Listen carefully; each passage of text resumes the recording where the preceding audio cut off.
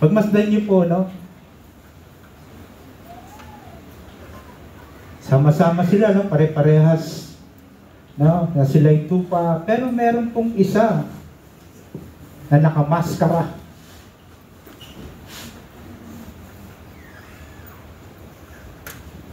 Okay, pagmasdan lang po natin, na yan po yung pag-aaralan natin sa 2 Peter chapter 2. Ang title po nito, no? Muli nating tignan po ang title.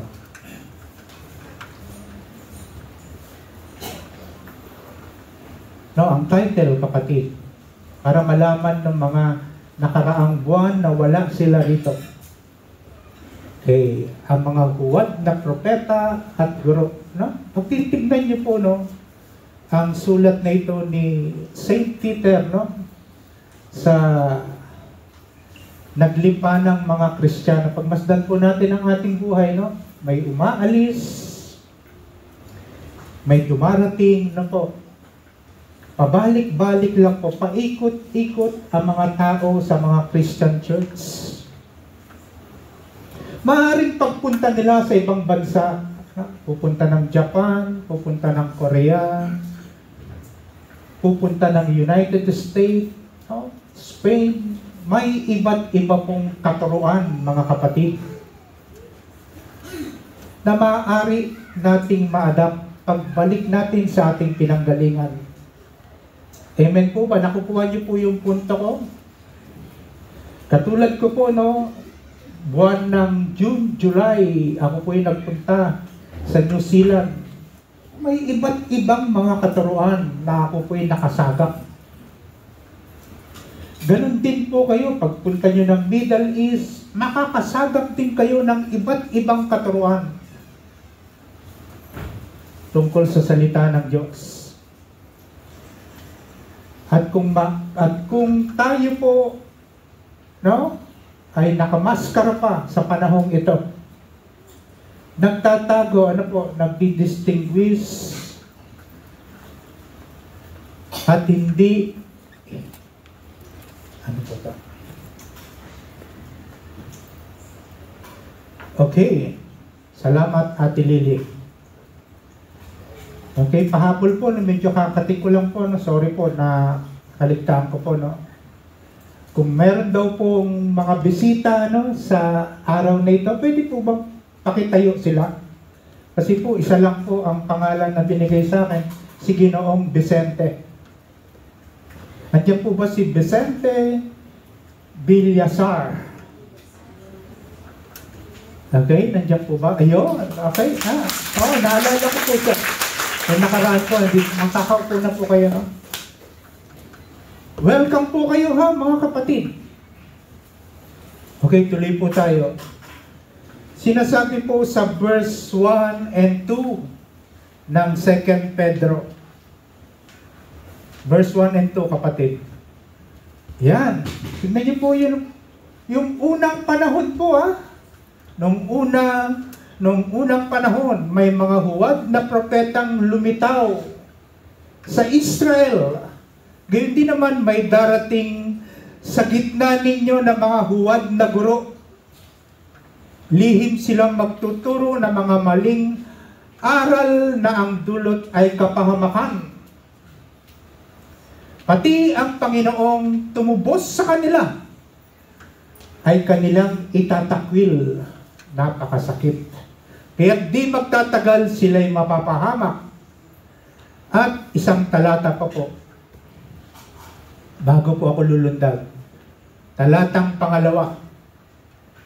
At marami silang mahihikayat na sumunod sa kanilang kahalayan. At dahil dito, pati ang daan ng katotohanan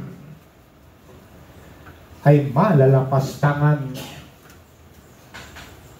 Nung unang panahon pa po, no, libu-libong taon na nakaripas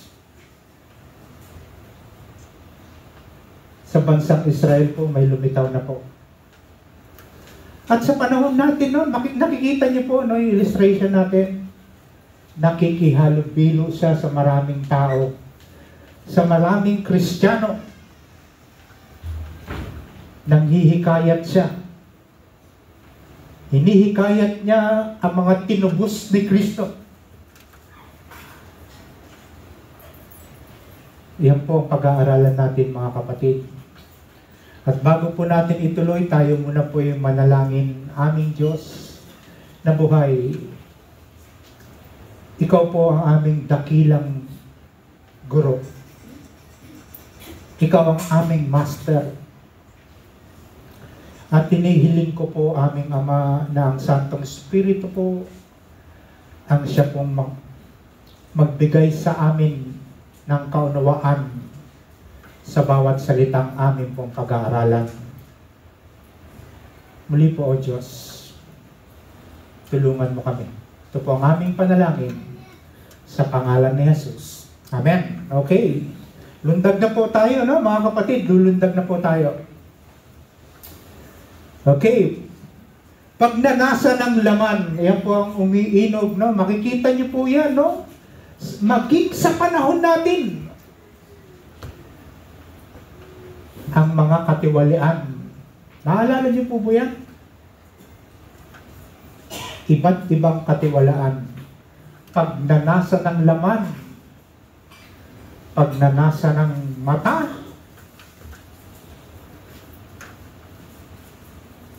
at ang pagmamataas.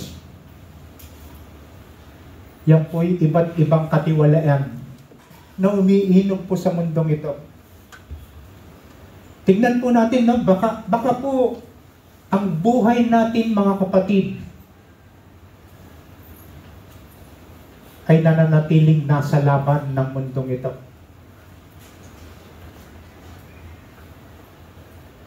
Hindi natin namamalayan, no? 24/7 na tayo'y nakikipaglaban. Spiritual. Na maaaring matangay tayo ng umiinog na katiwalian sa mundong ito. Pagnanasa ng laman, pagnanasa ng mata at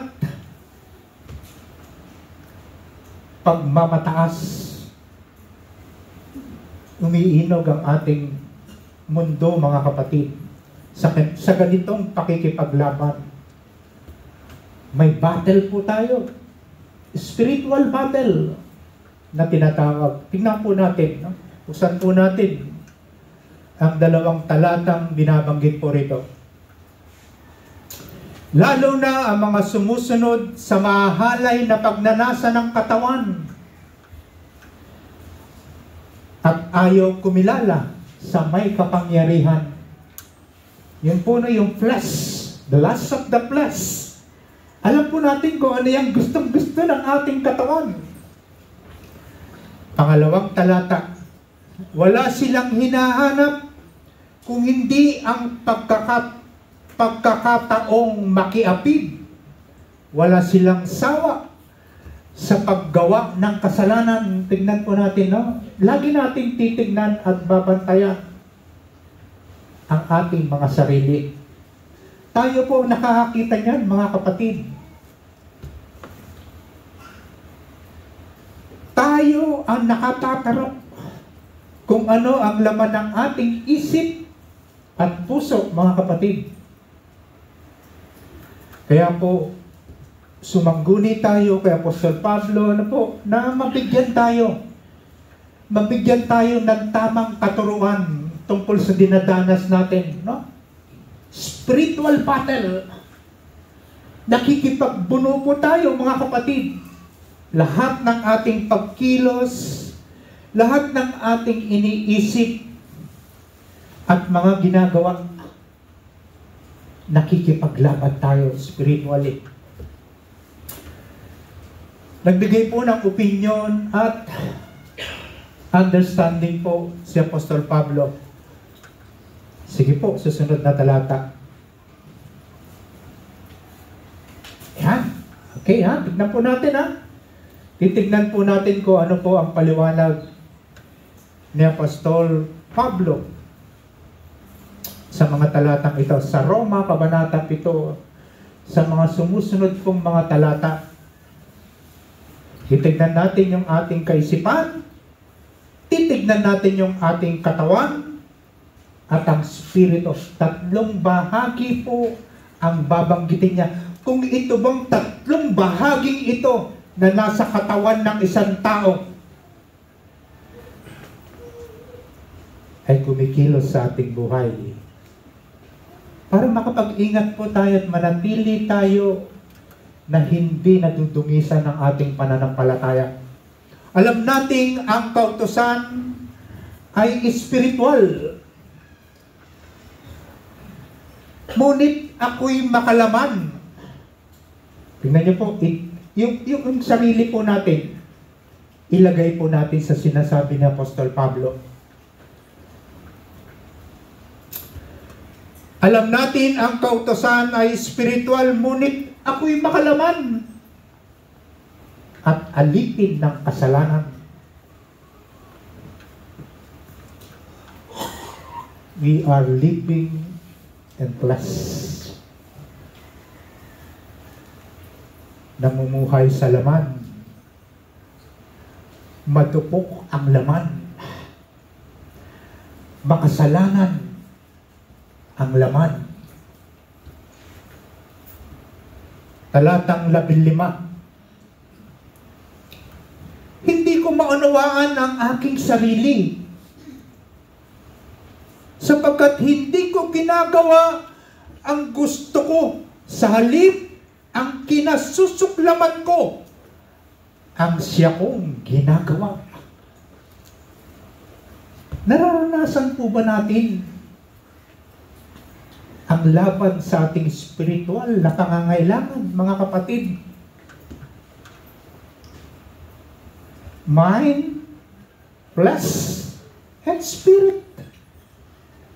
Para pag tinitignan mo po ang salita, ang isinulat ni Apostol Pablo sa mga taga-Roma, kapatid, parang hindi natin maunawaan.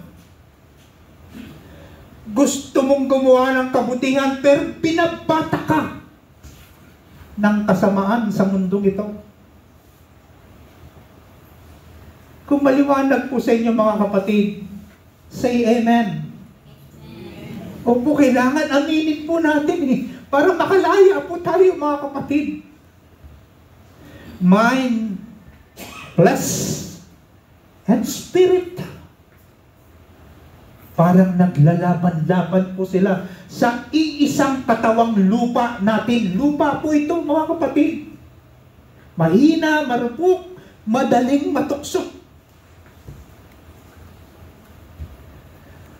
Ulitin ko lang po, hindi ko maunawaan ang aking sarili sapagkat hindi ko ginagawa ang gusto ko, sa halip ang kinasusuklaman ko ang kasalanan. Tingnan niyo po, kinasusuklaman po yan. Alam natin na yan po ay kinasusuklaman ng mga Kristiyano.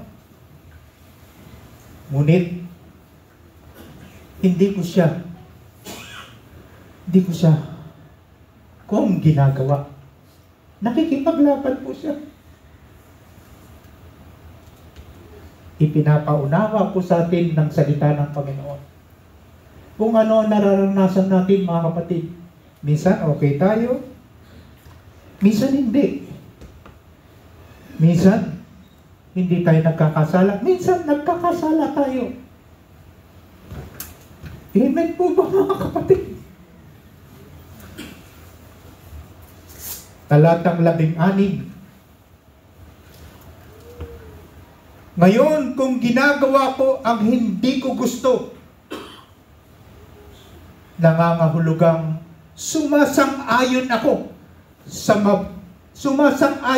na mabuti nga ang kautusan. Tingnan niyo po, mga kapatid. Minsan, iniiwasan natin na magsinungaling. Pero nagagawa natin ng paulit-ulit na magsinungaling. Amen po ba? Ako po'y aminado dyan, no? Hindi porke po ako nakatayo sa harapan ninyo. Tinuturuan din ako ng Diyos na katulad ninyo, mga kapatid. Lahat tayo ay tinuturuan na maging maayos at mabuti at sumusunod tayo sa kalooban ng Diyos sangayon sa ating pamumuhay. Ngayon, kung ginagawa ko ang hindi ko gusto, nangangahulugang sumasang-ayon ako na mabuti nga ang kautusan. Talatang 17. Kung gayon, hindi na ako ang may kagagawan niyon. Listen po, church. Kung hindi ang kasalanang naninirahan sa akin. Di po ba hirap kalabanin yung sarili natin? Nahihirapan tayo. Or pinapahirapan natin ang ating sarili. Kung gayon, hindi na ako ang may kagagawan niyon.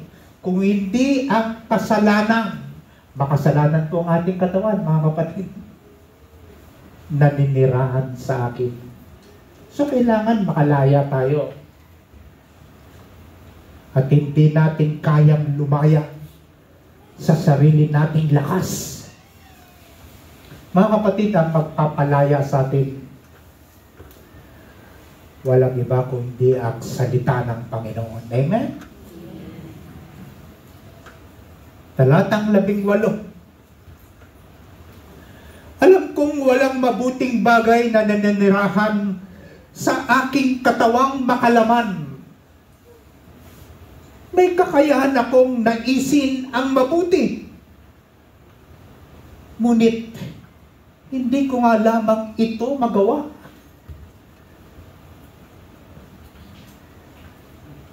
Aliwanag po. Oh, praise the Lord. Purihin ang salita ng Diyos. Alam kong walang mabuting bagay na naninirahan sa aking katawan sapagkat tayo nga po ay makasalanan. Salamat sa Panginoon po, no? Namatay si Kristo. Napako sa krus. Kasamang naipako ang kasalanan ko, kasalanan mo, kasalanan nating lahat upang hindi na tayo magkasala pang muli. Amen, mga kapatid. Malalim na katuruan yan ng salita ng Diyos. Isang beses lang pong pinagdusahan niya ng kanyang kaisa-isang buktong na anak na si Jesucristo. Talatang 11. Sapagkat hindi ko ginagawa ang mabuting gusto ko. Ano ang ginagawa? Ang masamang hindi ko gusto ang siya kong ginagawa. Tingnan niyo po, no? Grabe po, no? Pagka tinitignan at pinag-aaralan mo ang salita ng Panginoon, talaga pong ang kalaban natin, mga kapatid, ay ang ating makalaman. Ang ating katawang ito. Sapagkat hindi ko ginagawa ang mabuting gusto ko, ang masamang hindi ko gusto, ang siya kong ginagawa. Hallelujah. Oh, thank you, Lord. Talatang 20. Kung ang ginagawa ko ay hindi ko nais, hindi na ako ang gumagawa nito, kundi ang kasalanang naninirahan sa akin.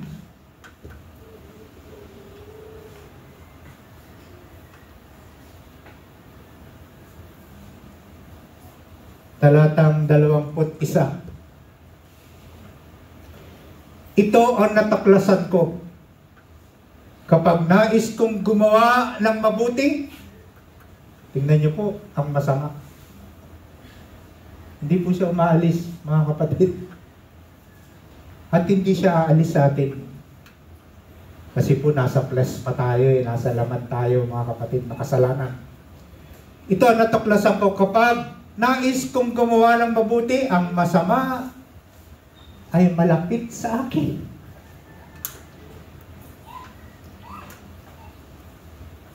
Masama at mabuti po nasa iisang katawan lupa ng tao. Amen po ba? Hindi po tayo makakaalpas dyan, mga kapatid. Ang nais lang ng Panginoon, mangibabaw sa ating pagkatao ang kabutihan. Hindi ang kasamaan. Ito ang natuklasan ko, kapag nais kong gumawa ng mabuti, ang masama ay malapit sa akin. O parang laging nakayapos po yan, no? Hindi bumibitaw sa tao. Dalawa ang nakikipamuhay sa kanya, isang mabuti at masama. Talatang 22. Sa kaibuturan ng aking puso, ako'y nalulugod sa kautusan ng Diyos. Talatang 23. Ngunit may ibang kapangyarihan sa mga bahagi ng aking katawan na salungat sa tuntunin ng aking isip. Basta niyo po, no? Mind, flesh, and spirit. Ngunit may ibang kapangyarihan sa mga bahagi ng aking katawan na salungat sa tuntunin ng aking isip. Binibihag ako ng kapangyarihang ito sa kasalalang naninirahan sa aking katawan.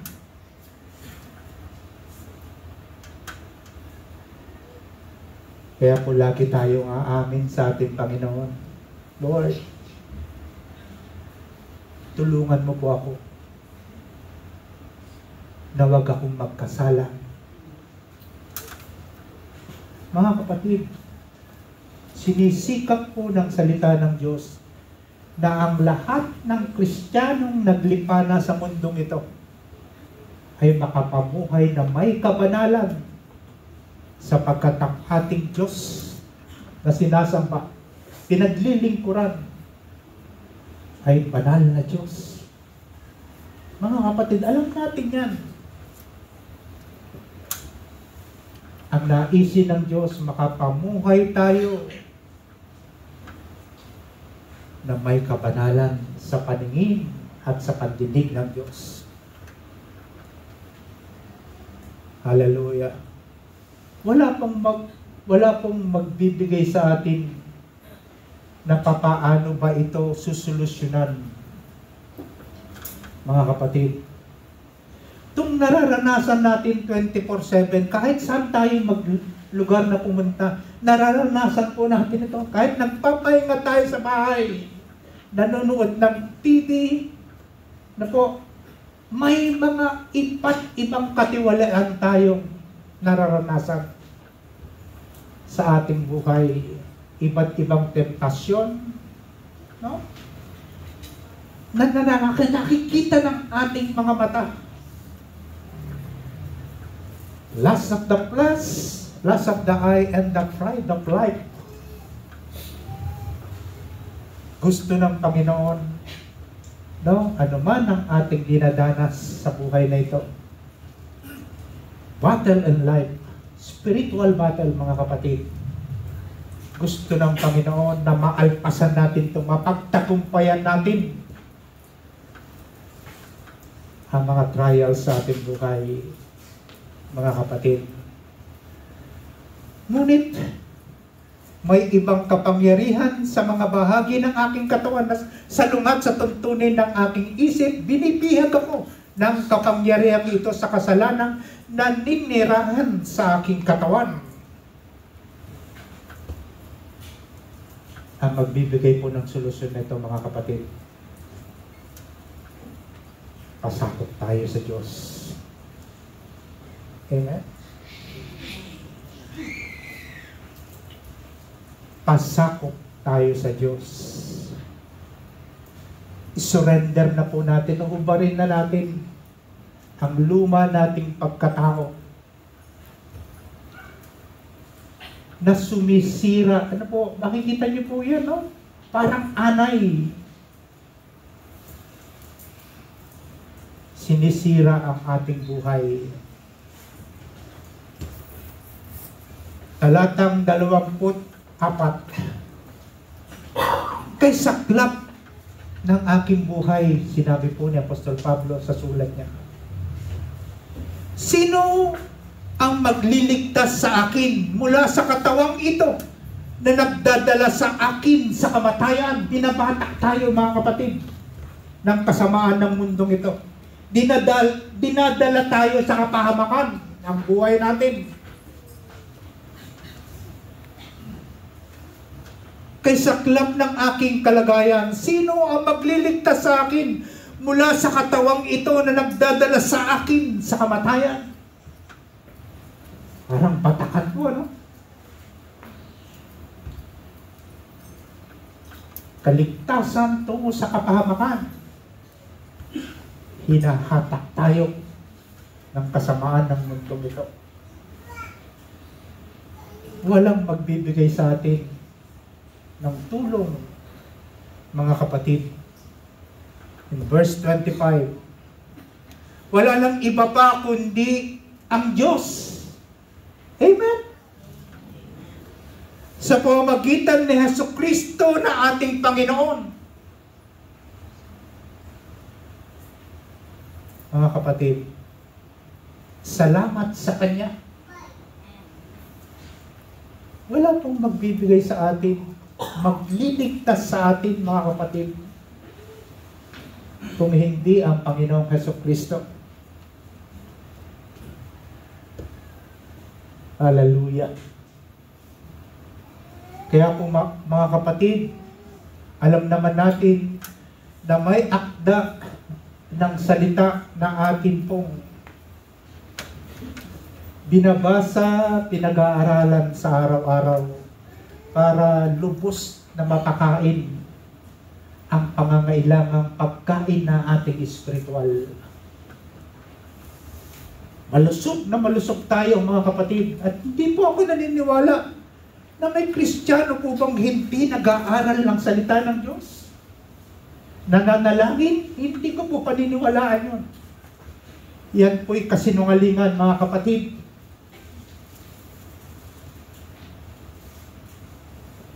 Wala nang iba pa kung hindi ang Diyos sa pamamagitan ni Kristo Jesus na ating Panginoon ang siya pong tutulong sa atin, mga kapatid.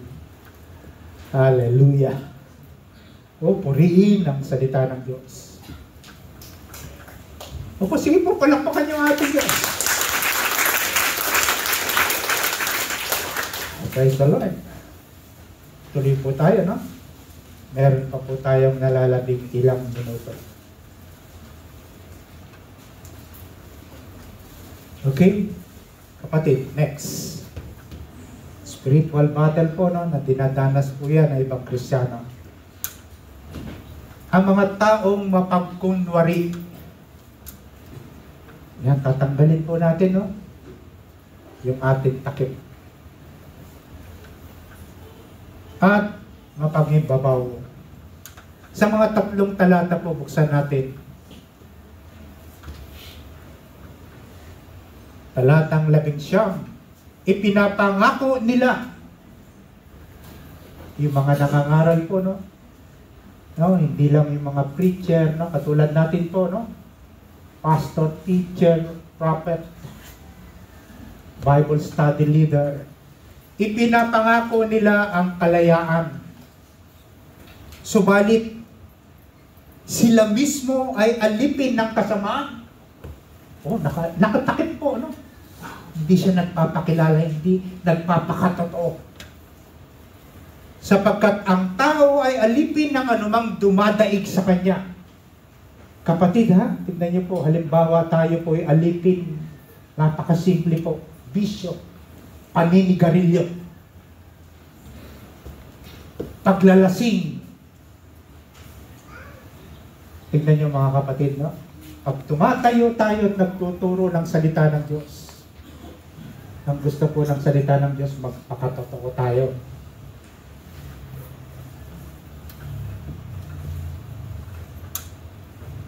Baka po marami tayong ikinukubli po, no, sa ating buhay Kristiyano. Marami Marami tayong isinasabit sa ating mga tahanan na kung ano-ano. Na dumedepende tayo dyan sa mga punsoy na yan. Yan po ba'y katuruan? Na dinala po dito yan ng mga dayuhan. Mga kapatid, palayain na po natin ang ating sarili.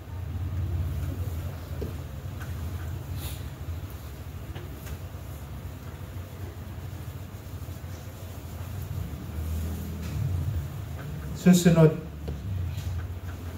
sapagkat kung nakatakas na sa kasamaan ang sanlibutan ito, pagmasdan niyo po tayo po. Sapagkat kung nakatakas na sa kasamaan ang sanlibutan, ang mga taong kumilala kay Hesukristo na Panginoon at tagapagligtas. Ngunit muli silang maakit ng dating masamang gawain at tuluyang mahulog dito. Ang magiging kalagayan nila ay masahol pa sa dati. Tingnan nyo mga kapatid ha, doon sa mga nakaraang halimbawa, ilustrasyon na ginamit po ni Peter, ang aso po. Ang aso kapag sumuka, kinakain muli ang kanyang isinuka. Isinuka mo na, kakainin mong muli.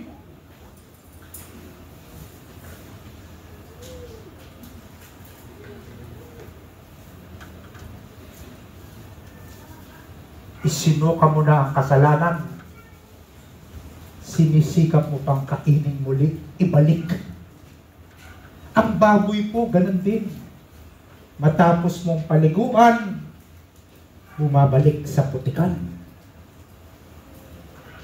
Madali po siyang unawain, mga kapatid. Upang mabuksan lamang ang kaisipan po ng mga tagapakinig.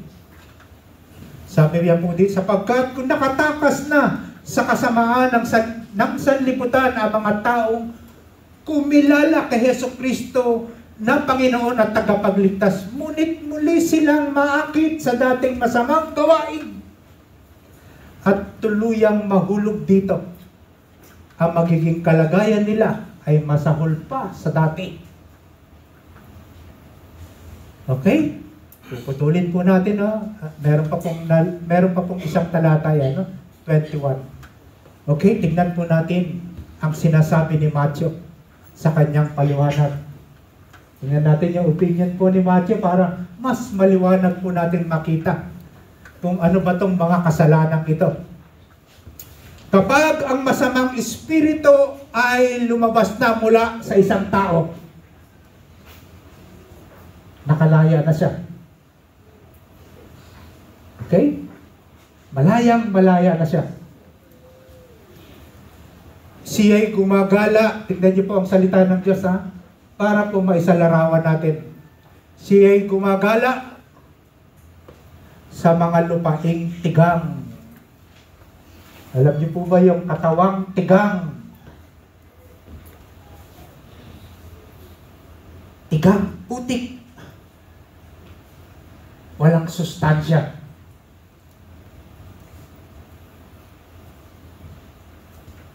Upang maghanap ng mapagpapahingahan. Kung wala itong matagpuan, lumabas na po mga kapatid. Yung masamang espiritu, lumabas na po. Nakalaya na. Maghahanap siya na mapagpapahingahan. Kung wala itong matagpuan, susunod na talata. Hallelujah. Purihin ang salita ng Diyos. Ay sinasabi sa sarili, babalik ako sa tahanang aking pinanggalingan. Pagbalik niya at makita itong walang laman, empty, mga kapatid. Tingnan po natin ang ating sarili. Empty, tigang ang katawang lupa. Wala ang salita ng Diyos na nananahan sa isang tao. Tigang ang ating katawan. Tuyo. Kaya binabahayan ng masamang espiritu, mga kapatid. Kaya wala tayong ibang sandata kung hindi ang salita ng Panginoon. Amen. Upo, lagi ko pong narinig yan sa mga kapatiran, no? Sabi, kailangan babad tayo sa salita ng Diyos. No? Isip, ito po, tignan natin, no? Mind, flesh, and spirit. Kailangan po ang ating isipan, ang ating katawang ito ay nagpapasakop sa Espiritu ng Diyos. Amen? Sige po, palakpakan natin ang Diyos. Pag hindi natin isinuko ito, mga kapatid, mananatili lang tayong huwad na Kristiyano. Tatapusin ko lang po, no? Okay, ay sinasabi sa sarili, babalik ako sa tahanang aking pinanggalingan. Kaya mo nakikita natin, pabalik-balik lamang tayong nagkakasala. Magkukumpes, magkakasala, magkukumpes, magkakasala. Kasi nga po, ayaw nating isuko ang lahat-lahat ng natatago sa ating buhay. Hallelujah! Amen po ba, mga kapatid?